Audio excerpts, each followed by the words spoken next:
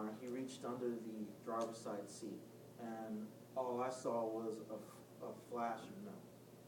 So if somebody had just reached for your gun, does that sound logical that he would then go try to get a gun that he already had in his car? If he couldn't get my gun, it would be logical that he would try to get a gun from his car. So you don't agree that it would be easier to just go get a gun that he knows where it is, rather than try to take a gun from a police officer? If he was on me at that time, it would have been easier to access my gun. But if he could not get my gun, I would think that he would try to get a gun somewhere. Okay, so the first fight, the tussle, when you said that he pushed the door open and you fell over. Yes, ma'am. Okay, and that he was irate. Yes, ma'am. Okay, so don't you think that the easier route would be, if he really just wanted to pull out a gun on you, that he would turn around and get the gun then, rather than tackle you and reach for your gun? I cannot tell you exactly what he was thinking at that time. I would not know why he wouldn't have reached for the gun if he had it at that point in time. Okay, so the only reason you thought you saw a gun was because you said you saw a flash of metal. Yes, ma'am. But at no point did Larry ever say that he was going to get his gun or he had a gun? He never said a word about it. So you had no reason to believe that it was a gun? I had no reason to believe it wasn't a gun. Okay. After you thought he was about to reach for a gun, you bent down on one knee, and you said you didn't give him a warning. You just fired 6 shots at him. Is that correct? It moved so fast that I just know that I fired until it was clicked. The gun was clicking, so I couldn't tell you at that time because everything was moving so fast. It was 6 shots, but it was a 6-shot revolver. Okay, so if everything was happening so fast, how did you have time to get down on one knee and shoot? Don't you think that you would just automatically pull out your gun and fire rather than bend down, take the time to bend down on one knee and aim? When he attacked me the last time and broke free and he scrambled free, I was pushed backward and I was down at that point. I came upward and I was on one knee, and that's when I fired. Okay, so you're on one knee. That means you had time to aim at him, but you didn't have time to shout out a warning. At that time, I felt that my life was in danger because when I looked up, I saw something flashing like he was going for a gun. Okay, you thought your life was in danger, but again, you had no reason to believe that he had a gun. He had never said, "I'm going to go get this gun and shoot you." He never said that. Okay. And after the incident, after you shot him 6 times, after you shot your weapon 6 times, hitting him twice, once in the back, through the liver, and once in his wrist, did you ever find or retrieve a weapon from his car?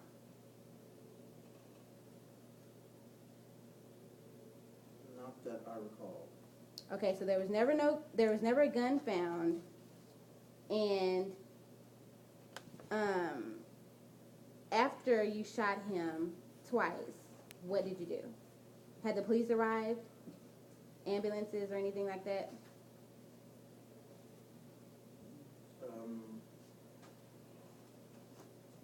At that time, I believe the backup should have been arriving.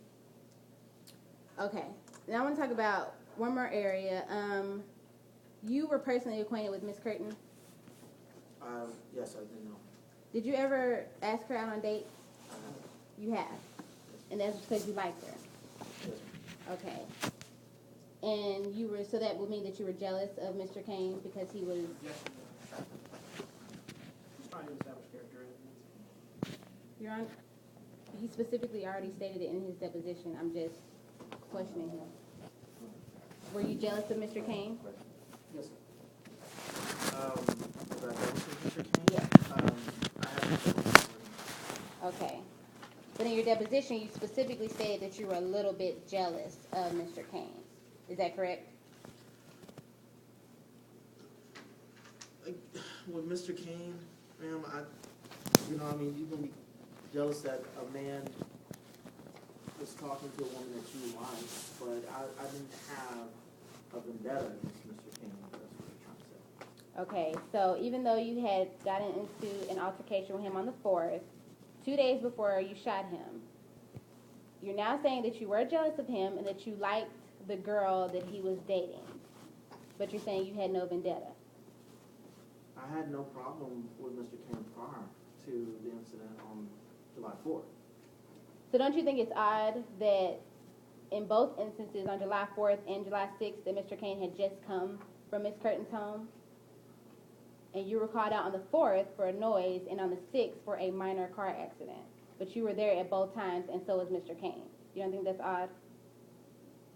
I see why not. I mean, they were both called in. I didn't have the knowledge beforehand that they happened to just be the first one at Victoria's apartment, and then the second one dealing with Mr. Kane also. So I mean, that was just coincidence. Okay, so when you first arrived on the scene and saw that it was Mr. Kane at the accident, even though you had just had this altercation with him 2 days before, don't you think at that point you should have called back up because you knew that you had just had an altercation with him and it could have been some problems? At that point, I didn't see the reason to. I was trying to handle the situation professionally as I could. Okay, and the situation was a minor car accident, Yes, ma'am. and that the result of that was somebody being shot twice. Is that correct? You were called out for a minor accident, and after you were called out, somebody ended up being shot twice. The same person that you had gotten into it with on July 4th. Well, he did attack me. He attacked you. Yes. And you had your police uniform on the entire time, correct? I was in uniform. Yes. Okay, and you were on duty. I was on duty. Okay, nothing further, Your Honor. Yes.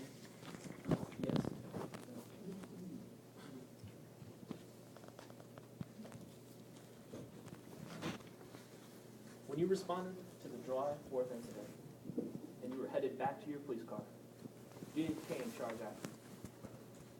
July 4th incident? Or Yes. July 6th? July 4th. The No. noise complaint. The noise complaint? The noise complaint. He came at me outside when I was leaving the apartment. Did he scream at you? Yes, he did. Did he pick up a stick? Yes, he did. Did he threaten you?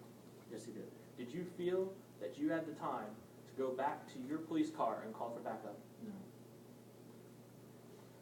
On the July 6th incident, traffic accident that you responded to, did you attempt to take a statement from Mr. Kane? Yes, I did. He was the first person I spoke to. Did Mr. Kane give you a statement? No, he was yelling. Did you attempt to calm down Mr. Kane? I did, but I decided to talk to Miss Sparrow first. She seemed to be more rational at that time. When you asked Mr. Kane to get out of the car, did he lunge at you? Yes. When you tried to disable him with the nightstick, did he keep coming? Yes, he did. When he took your nightstick from you, were you in fear of your life? Yes, I was. Because he was right on top of you. Yes, he was right on top of me. Is that why you pulled your revolver? I did pull my revolver to try to deter him from hitting me. Yes. When he threw the nightstick at you and you dodged it, did he attack you again? Yes, he did. And this time, did he go for your gun? Yes, he did. And earlier, you had taken the keys from Mr. Kane's car. I did. No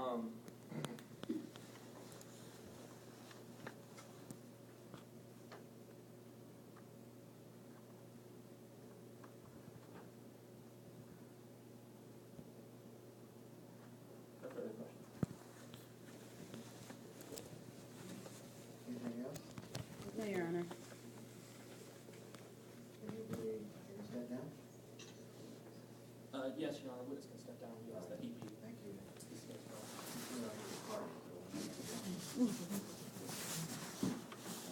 You have any other witnesses? Yes, we have Ms. Alexandra Stiro. She's a final witness.